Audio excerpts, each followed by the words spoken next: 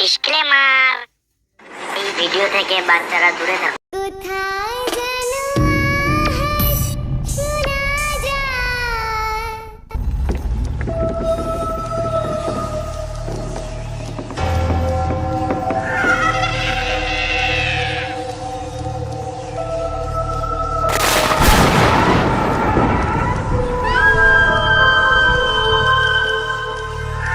ভাই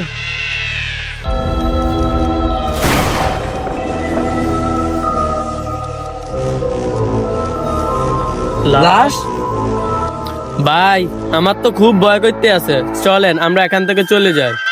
না, এই কাজ ভুলেও করা যাবে না।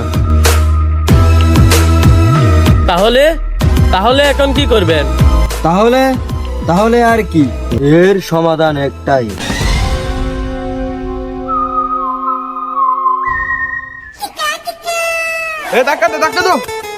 আরে স্যার, বহুত দিন ধরে কইতেছি আপনার সাইকেলটা বদলা একটা হুন্ডা লইতেন, আমি তো বদলাইলেন না।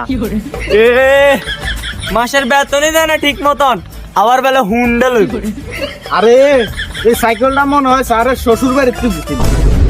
এই যে হ্যাপতে কইছে এখন ঠিক কথা, এই সাইকেলটা আমার শ্বশুর বাড়িতে দিছি। এলাই তো আপনি এটার মায়া বলতে পারেন না। সাইকেল তো এবার হুড় বেচতে, এটা দিয়ে আঙ্গুরে ঠেলাইতে আছে। তাহলে এটারও কদ্দুর আর আন্ডাও কদ্দুর। আচ্ছা যাক যা কইবার কইছ, আর আজ অফিস ইয়ার হারে দিয়ে যাবো।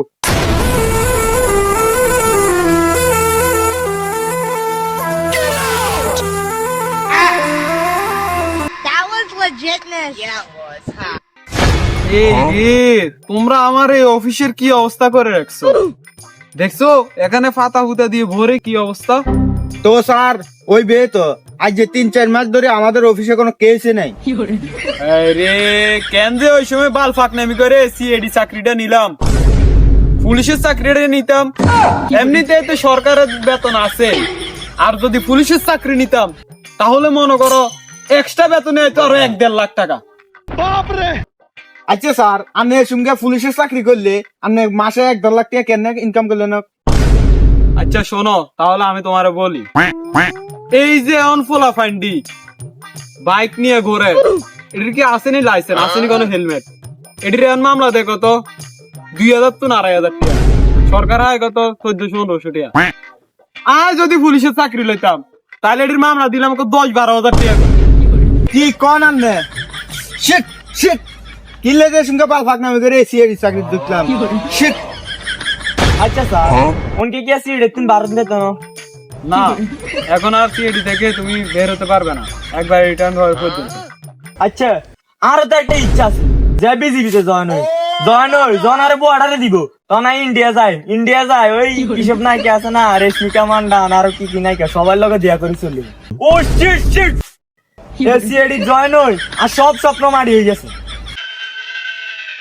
নিজাম, এখনই একটা কল দে। কাকে? সিআইডি কি?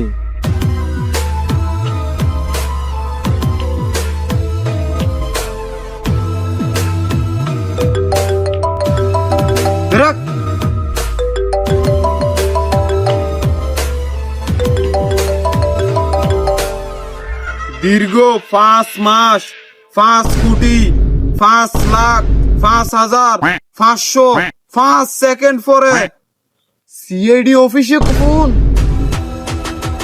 হ্যালো হ্যালো স্যার, এটা কি CID office?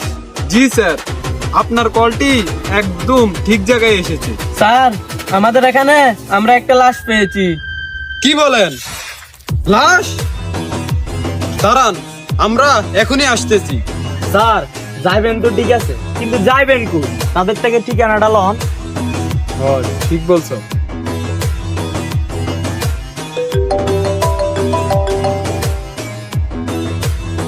Hello sir. Hello, আমরা তো আসছি, কিন্তু কোথায় যাব?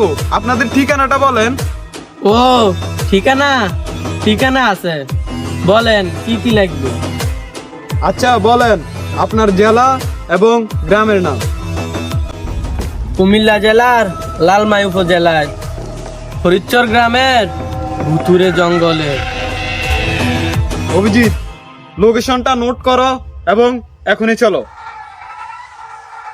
চলেন স্যার, এখনই চলেন।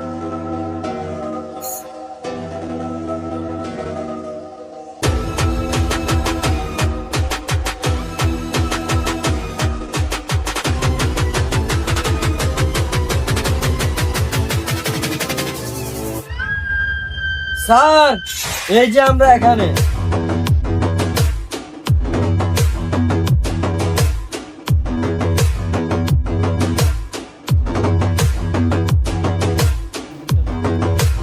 স্যার, এই যে দেখেন লাশ। তা তো দেখলাম। অভিজিৎ এবং দয়া, তোমরা এখনই তথ্য লাগাও যে ওকে কিভাবে মারা হয়েছে। Okay sir. এই চলো, এই দয়া, ছবি তুলো।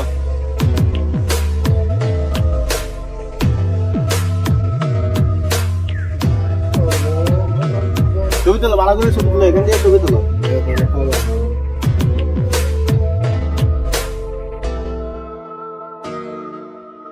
স্যার,